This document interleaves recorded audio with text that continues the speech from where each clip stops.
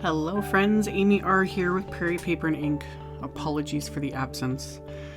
Dealing with a lot of craziness, which a lot of people are. Stress headaches, that's been the main one, but getting over that. Going back to getting videos done. So anywho, for this video, I pulled out the Simon Says Stamp All Leaves background. This was part of the Make Merry release, and I love it.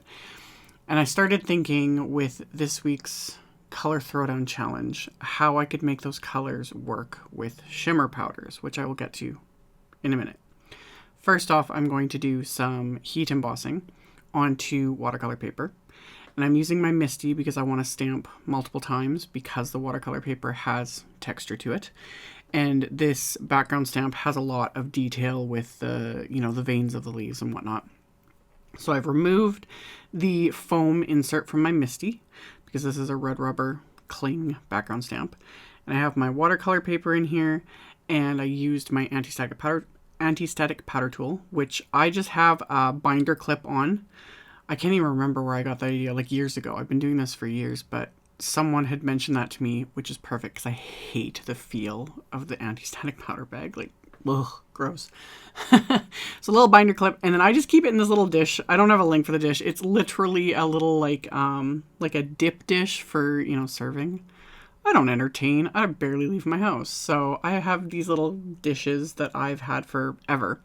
So that's how I keep my little anti-static powder, because it does get, a little bit dirty. So having a little dish like this just keeps things more contained, and then the binder clip just makes it easy to grab, and it's good to go. So that's that on that.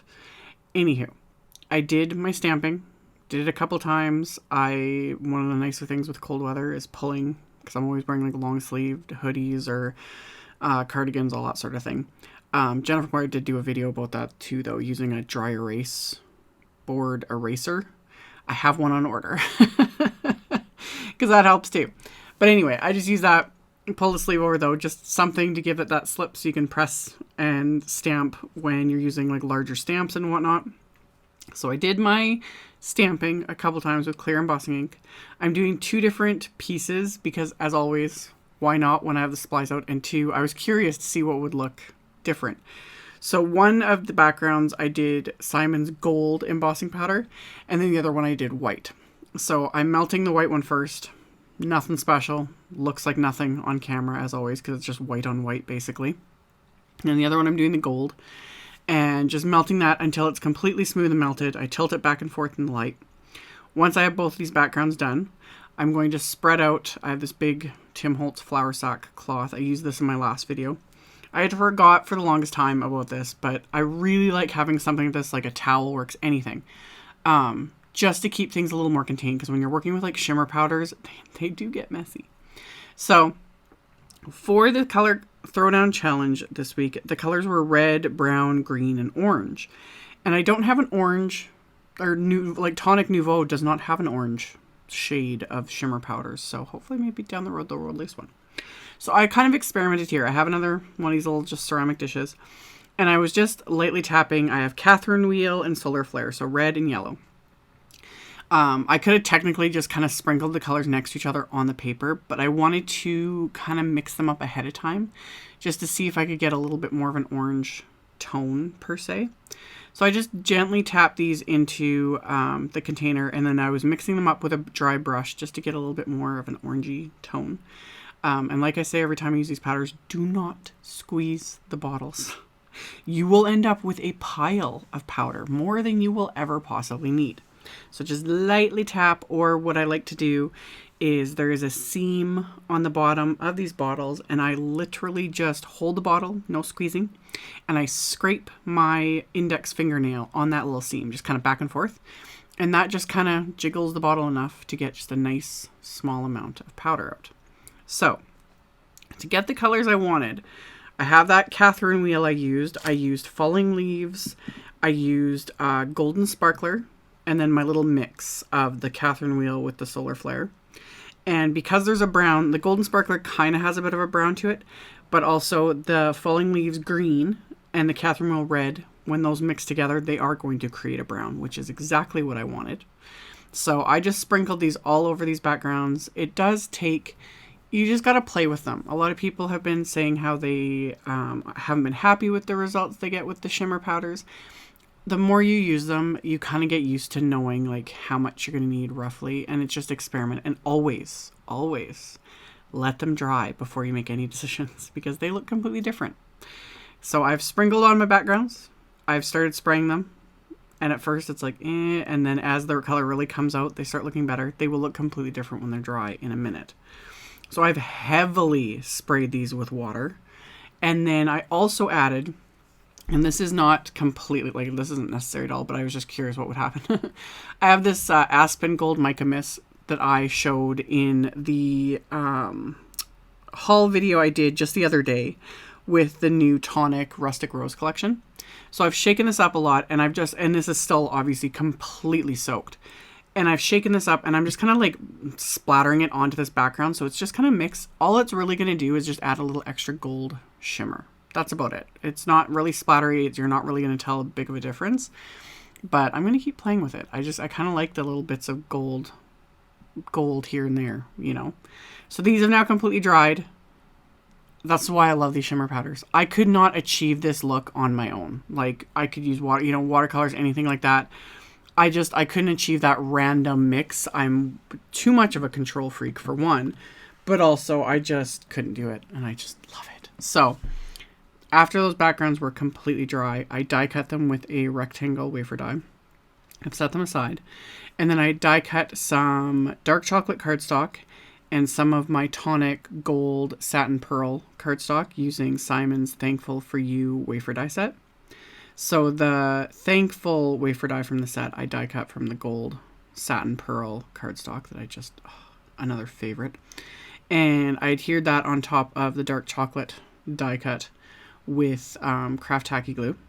I always save the letters from this one, just because in case I want to use them on something else, because it just feels wrong to toss them out. So anywho, adhere that into place, and then I adhered that little, you could almost leave it, but I can't not. So the little center to the A there.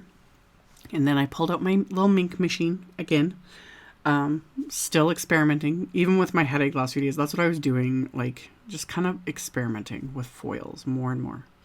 A lot of you have been telling me you're very excited I'm getting into it finally after all this time. The amount of foils I have, the machines and the foils, and I can't help myself. It really appeals to my magpie tendencies. So anywho, I turned on the machine. I set it to 5, which is the hottest. That's just another thing experiment. So far I'm just like going big or going home, so I just turn on to maximum heat. And then I have these reverse Grateful Sentiment strips from Simon. These are laser printed onto white cardstock, so it's toner ink, so these can be foiled. I've said it a ton of times, like, oh, you can foil these, you can foil these. I just rarely have ever done it. And then my last video, yeah, I foiled some sentiment strips, and they turned out perfect, and I was super, super happy, so I wanted to do it again. So I have the sentiment strips there in the little folder that comes with the Mink machine. And then a couple of deco foils that actually came in the November card kit, but the foils are available separately, so I'll link to them. So I had these leftover pieces from my experimenting and foiled both of these. And just like everything, it's like, oh, did this actually work? Like, and then you peel off the foil, and it's fabulous, and I love it. It's just like, oh, it's just so much fun. So both of those foiled perfectly. I was so happy. So off camera, I just trimmed off the ones I wanted to use, and then the remaining sentiments I just put back with the package, and I'll use it on a future project. So I've got my foiled sentiments, my die cut sentiments, my shimmery backgrounds. Now it's time to actually make the card bases. So I have Neenah Desert Storm cardstock, of course. It's like my go-to fall cardstock. I have that in my big trimmer here, and I'm just trimming this sheet in half. So these will be top folding A2 size cards, so 4 1/4 by 5 1/2. So after trimming that in half, I'm going to make both my card bases. So I've got my little score buddy and my Teflon bone folder, and I'm going to score both of these at 5 1/2 inches, and then reinforce that score line with the side of my bone folder, because that just gives it that nice crisp fold. bone folder, a Teflon bone folder, while a little bit of a pricey investment. I remember like having to save up and really just scrounge to get this when it first came out, because it's a pricey little investment. Worth it. I've had this now for I don't even remember how many years I've had it, and you know, it's going strong. It's been great. Considering how many like plastic bone folders I've gone through over the years, it was more than worth it to get this one. Love it. Anywho, both my card bases, I'm going to now flip inside out so I can stamp the insides of these with, of course, Simon's khaki ink. That is just kind of like my go-to. It's like the perfect sort of tone-on-tone look with Desert Storm cardstock. So the card base is inside out, and then I just ink up the stamp with that khaki ink, and then stamp that onto the inside of the card. Again, sleeve over my hand. I've tried using a microfiber cloth for this. It doesn't work because microfiber cloths just want to stay in place, like they're not slick enough. The flour sack cloth would work though. But again, if you've got long sleeves, it works. Or else the Jennifer Maguire trick of using a dry erase board eraser. Yeah. I don't know, what else do you call it? Yeah, it's like basically a dry eraser. Dry erase board. Yeah, anyway. I've been mulling over that for the last like hour. Stamp the insides of both of these cards with that khaki ink. And then I'm going to adhere those fabulous foiled sentiment strips to the inside of each of these cards. Once those are adhered, I will adhere my shimmery backgrounds. For all of that, I'm using my Craft Tacky glue. So apply that to both of these backgrounds and adhere. And then the Thankful for You die cut, I'm just going to pop up with a little bit of the Simon Says Stamp Big Mama foam tape, just to give it that little extra bit of dimension. And then with this foam tape, I always use my little Tim Holtz snips, because these are Teflon coated, so they don't stick to foam tape like this, or just, yeah, any sort of sticky cutting I need to do of any sort. These are the scissors you want. So snip those apart, just all those little pieces, and then either I use my fingernails, or lately my fingernails are absolutely just horrible. So I use the edge of my little cutter bee snips just to lift up that release paper and peel it off, and it's good to go. So adhered those die cuts into place, and then as a last little bit of embellishment, I have these Trinity Stamps gold crystals.